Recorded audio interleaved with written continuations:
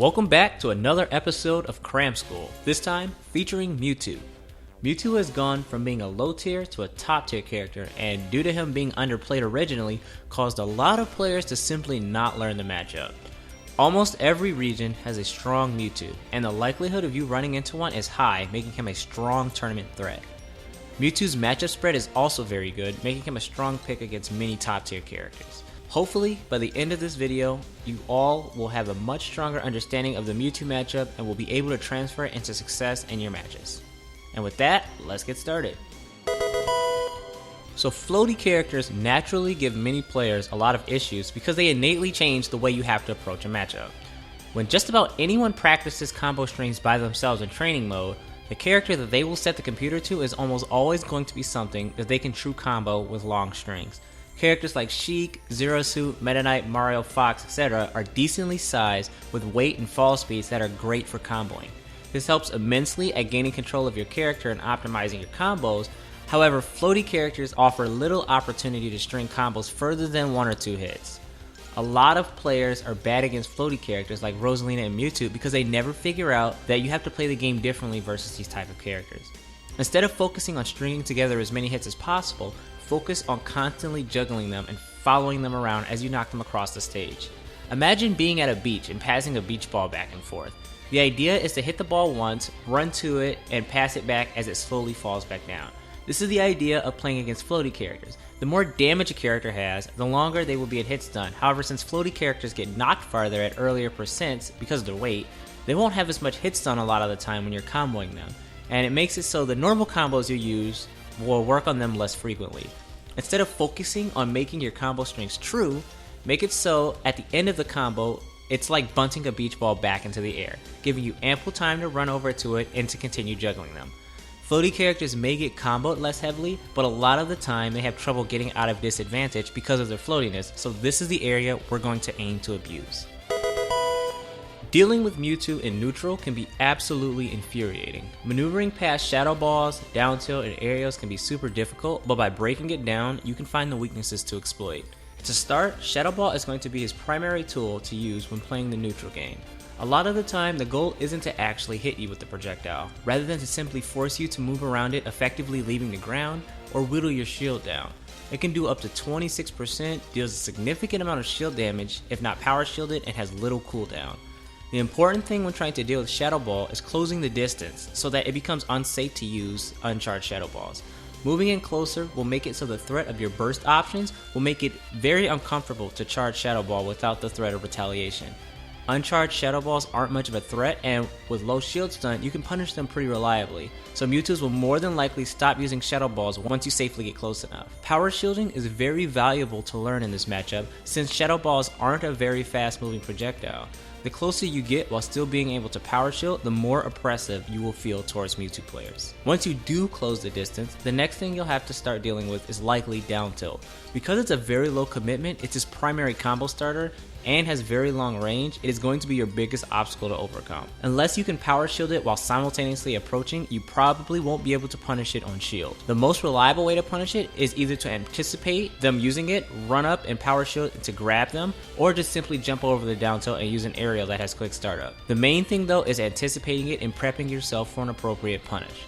Mewtwo has an option to stuff just about everything, but since down tilt is the safest commitment he can make, it will likely be the one that they'll use and the one you should always be prepared to punish. Mewtwo's aerials have a lot of power behind them, and they have decent size hitboxes as well, but they all have moderate cooldown and cause him to put his large frame in the air. If you can get him into the air with you still being on the ground, make sure to capitalize on the situation and attempt to juggle him. Mewtwo players will often avoid this scenario, but if their normal means of poking you off the ground out of neutral aren't working, they'll often use aerials and dash grab to get you off the ground quickly. There's no rush when playing against Mewtwo in the neutral. Take your time and effectively work your way through his defenses. Mewtwo punishes hard, but he's very light, so it doesn't take much damage to kill him. Holding an advantage state against Mewtwo is hard for a lot of people, primarily because of his air dodge. Since he goes invisible, it's hard to tell which way he'll drift, and since the cooldown of his air dodge is so low, means that it's really easy to miss your opportunity to punish it. Again, preemptively preparing yourself to punish the drift and air dodge is the best way to consistently juggle Mewtwo. Since air dodging is such a low commitment and it's pretty much spammable, it is safe to assume that they will use it the majority of the time. Learn the timing and wait for the air dodges. Remember that analogy from before about the beach ball? Well, now we're going to put it into practice. When you get Mewtwo into the air, don't focus on stringing together as much damage as possible. Hit him across the stage, and as he tries to land, just chase him back and forth across the stage, constantly throwing him back into the air. Always respect the fact that he can use Fair and his other aerials to fight back, but his fall speed is fairly slow, and as long as you're ready, you can just throw him back into the air over and over again. Following his air drift, learning the timing of his air dodge, and focusing on resetting juggle positions rather than true combos are the keys to maintaining a solid advantage state against Mewtwo. This is going to be your primary source of winning the game versus a Mewtwo player. A lot of the time, being in disadvantage versus Mewtwo doesn't mean getting hit a bunch of times consecutively. His combos are usually short but very hard hitting. Unless he's stringing you off the side of the stage with fairs, DI away from him to limit how many hits he can connect. Since his fair comes out pretty low in front of him, it's hard for him to connect it out of extended combo strings without you air dodging as long as you DI up as well. The biggest thing you have to realize is that his short burst combos are just true. Down tilt into aerials, fair strings, and nair to fair at many percents are just true and do a lot of damage. The only real thing you can do to escape these combos is just to not get hit by the initial launcher. Once you do get hit, DI to make the follow-ups as difficult as possible so you limit the amount of damage you do take. Air dodging out of his strings is usually a bad idea. Take your damage and just try to reset the situation. Mewtwo has a lot of range, so when you're trying to get your footing back, avoid falling on top of him. His tail has the range of most swords in the game, so he can usually just stuff out whatever you're doing to return to the stage, with tilts and aerials effectively continuing his juggle. Avoid the kill shots, don't air dodge out of his combo strings, and try not to land on top of Mewtwo when returning to the stage, and you shouldn't spend too long in disadvantage versus him. Eventually you'll get to higher percents and you won't be able to play around shield as much since Mewtwo has a very potent kill throw. Once you get into kill percents for up throw, play a lot more reserved and respect shield grab. Mewtwo has what I like to call a high grab. Because his frame is so tall, his standing grab will whiff on opponents that use aerials into the ground, pancake is coined by ESAM, or for some of the characters that just simply crawl. Find out what moves adjust your character's hurtbox lower, and if you have to approach Mewtwo when at up throw death percent, use these moves as mix-ups.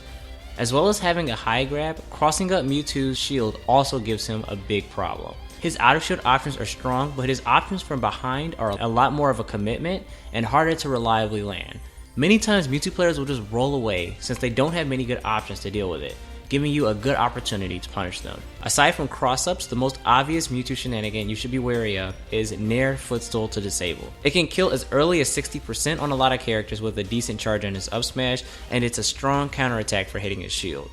As long as you respect the option and don't land directly next to Mewtwo, you likely won't get hit by it, but if you do, there are things you can do to get out. Most characters can smash GI the Nair behind him and towards the ground, or in front of him and towards the ground, to essentially make landing the footstool a 50-50. Smaller characters make this even more problematic since they have little surface area to actually footstool. Most players anticipate you landing directly in front of them after the Nair, so SDIing behind them and buffering shield often makes them mess up the timing for their combo. You can only phantom footstool shields and attacks, so buffering quick options like that make it so their combos have to be airtight or they just don't work at all. Lastly, when playing neutral versus Mewtwo, if you have a decent amount of percent on you, many players will run up and shield if Mewtwo is charging Shadow Ball. A lot of Mewtwo's will let you sit and shield for a second while still charging Shadow Ball, and just as you think you want to leave shield, they'll throw their Shadow Ball at you and you'll get hit. It's a little mind game that if you're not wary of it, it can cost you a stock occasionally. Don't sleep on this option so you don't lose early stocks. So that about wraps it up. Mewtwo is starting to see a lot of play across every skill level, and it's important that everyone learn the matchup. When you're practicing at home in training mode, practice the beach ball concept of comboing in conjunction with your normal regimen of combo practice, so that when you do run into a Mewtwo player, you're ready. There's always things I leave out in an effort to make the relevant info stick, but that doesn't mean you can't learn it. I'll link the Twitters of a couple of prominent Mewtwo players in the description. That way, if you're seeking additional knowledge, you can interact with them as well. With Civil War on the horizon, I may release one more video before then, but I'm going to spend a lot of time preparing for that event, so if I do, it'll probably be related to the Civil War event. If you like this video, don't forget to drop a like below, and for other Cram School videos, or just more content in general, subscribe and check out the rest of my channel. Again, always keep studying, I love you guys, and I'll see you next time.